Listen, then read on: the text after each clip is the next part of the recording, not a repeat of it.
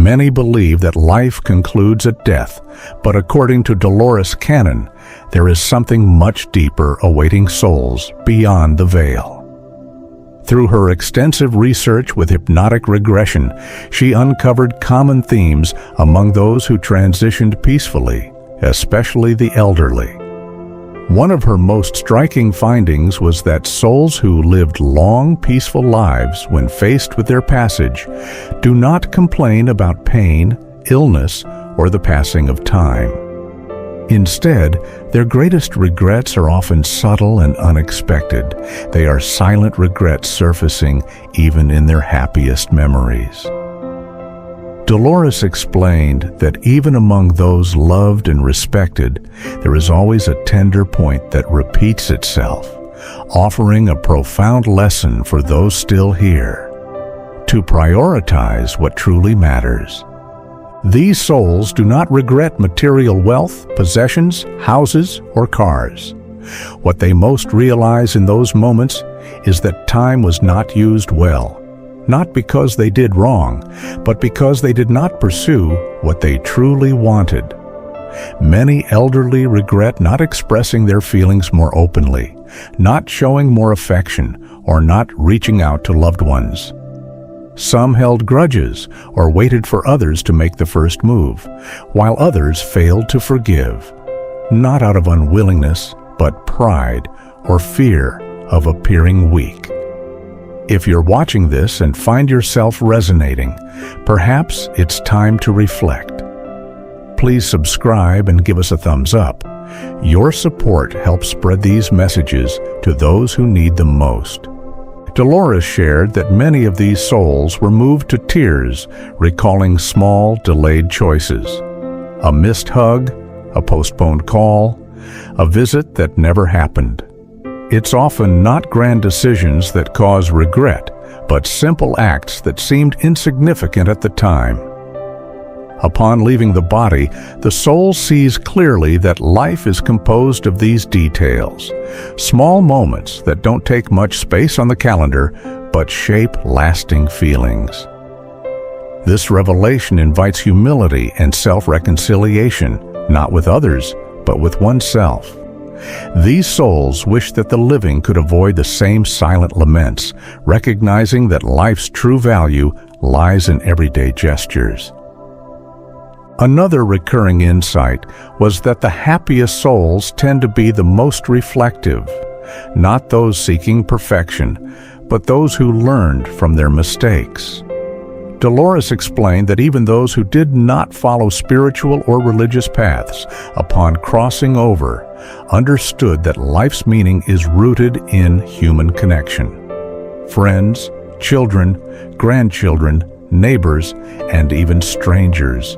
Many seniors, feeling tired of socializing in life, find themselves missing those simple interactions after death, the unhurried conversations, shared moments without the pressure of time.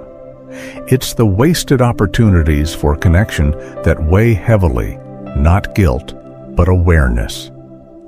A frequent lesson from Dolores's regressions is that many souls wish they had been kinder to themselves, less demanding, less comparing, feeling they were never enough.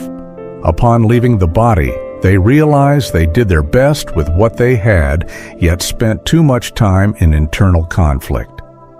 Dolores emphasized that this is one of the most painful regrets because it emanates from self-imposed judgment.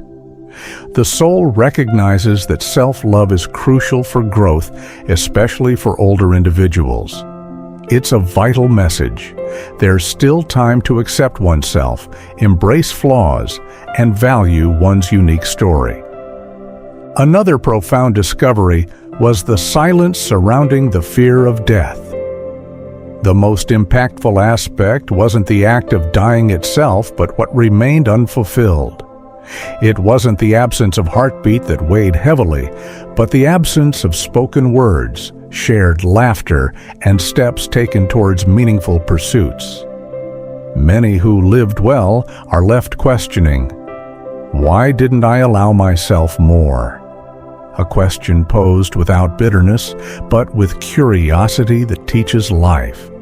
For these souls, life isn't about accumulating possessions, but sharing moments. The more we share, the lighter the departure becomes. Time for the living remains an ally, if we learn to use it intentionally. Dolores also observed that many souls who experienced love still felt they hadn't expressed everything they felt. Even those with long-standing families, partners, and friends carry regrets for not showing more affection. They assumed their loved ones knew that words were unnecessary. But in retrospect, those unspoken words could have comforted, healed old wounds, or simply brought a smile. This reveals how often we undervalue the simplest, most precious gestures. No matter how long life lasts, it will always feel too short if we hold back what could be shared. An act of love is never trivial from the other side. In sessions, Dolores noted that souls were often surprised to realize how much they had meant to others, more than they believed. They saw themselves as quiet anchors, sources of support or inspiration, even if they thought they made little difference. Many elderly people feel forgotten, as if they've already fulfilled their purpose. Yet, from a spiritual perspective, their presence profoundly influences grandchildren, neighbors, colleagues. Even fleeting encounters leave an imprint. Recognition may come late, but its impact remains. A gesture or attitude often resonates long after. This awareness underscores a vital truth. Don't underestimate the power of small acts of kindness. Another key theme Dolores identified was the relationship with time. In life, it often slips away unnoticed. There's always something more urgent, a distraction, a task. But at death, time's value becomes unmistakable. Ordinary mornings, conversations, walks, these become the true fabric of life. Dolores emphasized that living attentively in the present is one of the greatest lessons for the elderly, not rushing through life, but being whole in each moment. When passing, the soul takes with it not perfect memories, but authentic sensations, what was truly experienced. Life's meaning isn't in idealized moments, but in genuine living. Many souls also lament not cultivating inner silence. They avoided solitude and filled their days with noise and activity. Dolores observed that after death, those who didn't practice self-reflection may feel discomfort facing their inner selves. For the elderly still here, this is an invaluable opportunity to learn to listen, accept their rhythms, and cultivate calm. They don't need to become monks, just moments of pause, awareness of feelings, needs, and desires. Silence isn't emptiness, but a bridge between who we are and who we can become. Dolores pointed out that the happiest souls wished they had simplified life more. Many seniors felt overwhelmed by external expectations, family traditions, or obligations that often lost meaning. After death, they realize the essence lies beyond conventions. Simple moments, conversation on a porch, spontaneous lunch, laughter, are what truly matters. The lesson: simplification reveals what's vital, freeing us from unnecessary burdens. For the elderly, this perspective can be liberating. Live authentically, coherently, lightly. Many also regret not expressing gratitude more often. Dolores said that gratitude is a silent acknowledgement that strengthens bonds and gives purpose to life's moments. Even serene souls recognize that they fail to thank others for small favors or constant presence. Learning to thank both others and oneself is a form of wisdom. Daily gratitude transforms relationships, making each day more meaningful. For those aging, recognizing that every moment, limitations included, can be filled with appreciation is crucial. Life then becomes an ongoing process of recognition, choices, and presence, rather than mere passage. Another recurring theme was the perception of fear. Many elderly felt afraid of making mistakes, being judged, disappointing others, or not meeting expectations. But after death, this fear diminishes. Souls understand that mistakes are natural and judgments from others do not define their true worth. What matters is how they treated others, their honesty and their dignity, even in hardship. For the living, this perspective offers relief.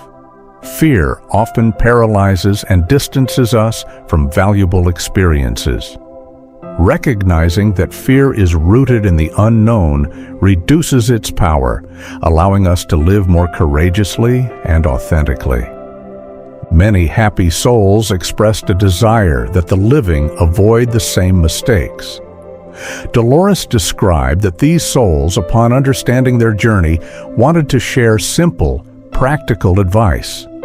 Don't wait for special moments to show affection, and don't postpone important decisions. Life is fleeting, and each postponed choice can become a regret. Living with intention means knowing that any moment could be the last.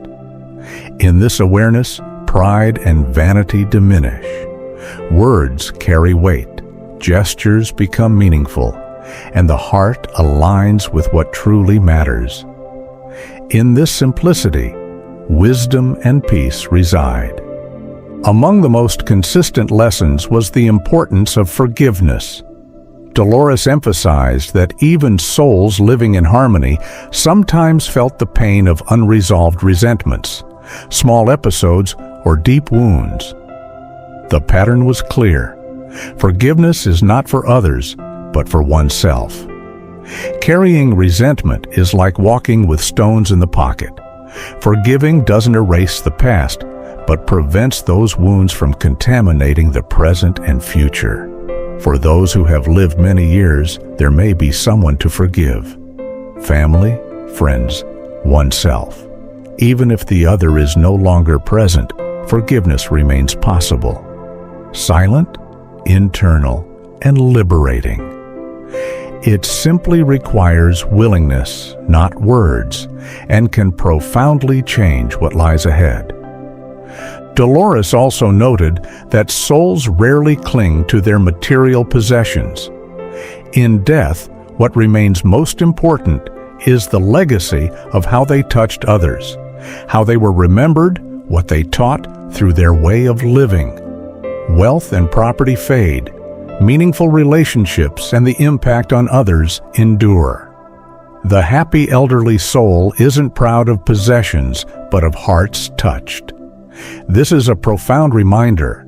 In life, investing in human connection yields a legacy far richer than material wealth.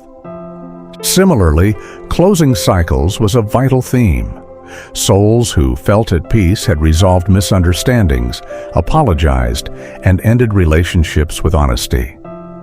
Clarity brings lightness. Keeping things unresolved can weigh down the soul. For the elderly, this may be challenging, stirring old memories and facing pain, but when done with care, it becomes a gift.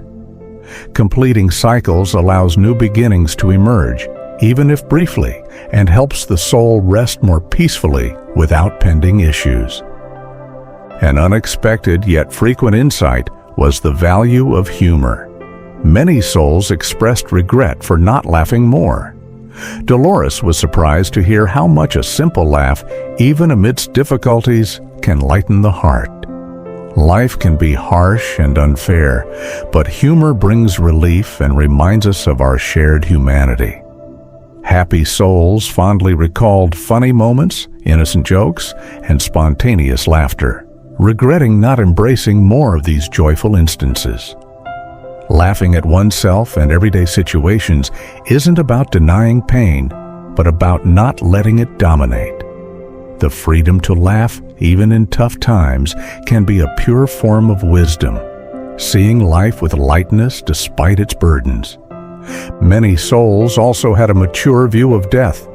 They didn't see it as punishment or injustice, but as a natural part of the journey. This acceptance isn't rooted in dogma, but in a clear conscience, knowing they lived intentionally, flaws and all. Such a perspective allows for peace and the ability to move on calmly.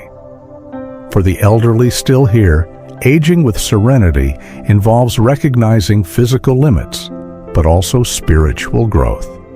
It's not about waiting for the end, but about fully enjoying each moment. Dolores said that this understanding transforms the last breath into a transition, not a loss, and that anyone, regardless of age or belief, can attain this state by honestly reflecting on their life, accepting what was, and making peace with what wasn't. Dolores noticed that happy souls often spoke of ordinary people, neighbors, helpers, friends, rather than heroic figures. Their stories reveal that everyday acts of kindness and connection are what truly matter.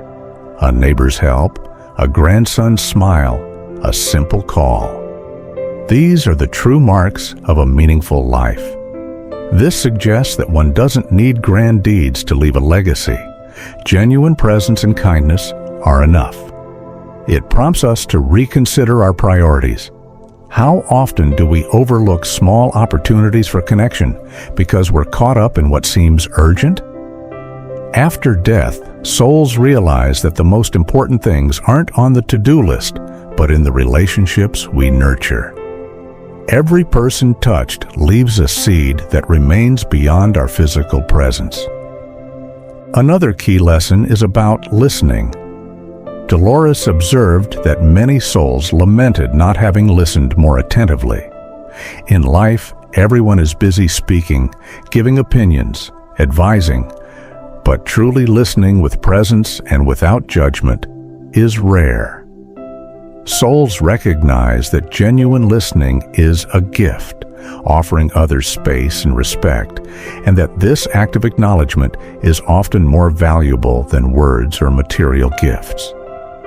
For those still surrounded by loved ones, practicing deep listening can forge profound connections. Look into their eyes, let them speak fully, and simply be present. This isn't about agreement, but about honoring the other person's importance. Dolores saw this as a spiritual act, an elevation of the moment, and believed that those who cultivate listening are already preparing to be remembered tenderly, for recognizing another's worth is a form of love. Many souls expressed regret for not sharing their talents, singing, painting, writing, teaching. They had talents but kept them hidden out of fear, shame, or busyness. After crossing, they saw how these gifts could have touched others and that hiding them was a missed opportunity.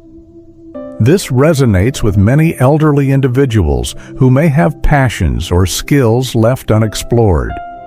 Dolores reminds us, gifts don't age, they sleep, and when awakened, they can bring life and inspiration both to ourselves and to others. It's not about performing publicly or seeking fame, but about sharing authentically what we carry within. Dolores emphasized that caring for the body is an act of love and respect. Many souls wish they had paid more attention to their physical signals, listening to pains, eating well, moving gently, resting adequately. They recognize that the body, even when tired, is the instrument of the soul. Respecting it is gratitude in action. Small daily cares, good nutrition, gentle movement, attentive rest can make a significant difference in aging with dignity. For the elderly, this isn't merely medical advice, but a spiritual practice, treating the body with love and kindness. Dolores noted that the souls didn't miss youth itself, but the well-cared-for body. Preparing to leave this life with dignity involves honoring the physical vessel. In closing her sessions, Dolores consistently emphasized that happy souls wanted their stories to serve as lessons for the living, that the regrets they carried are not causes for sadness, but invitations to change. It's never too late to say what you feel, to forgive, to reconcile, to make peace with your story. Life, even at its end, remains a fertile ground for genuine transformation. If this message resonates with you, consider sharing it. If you wish to receive more reflections like this, subscribe to our channel. The lessons of these elderly souls are not just advice. They are calls to live more consciously, simply, and truthfully.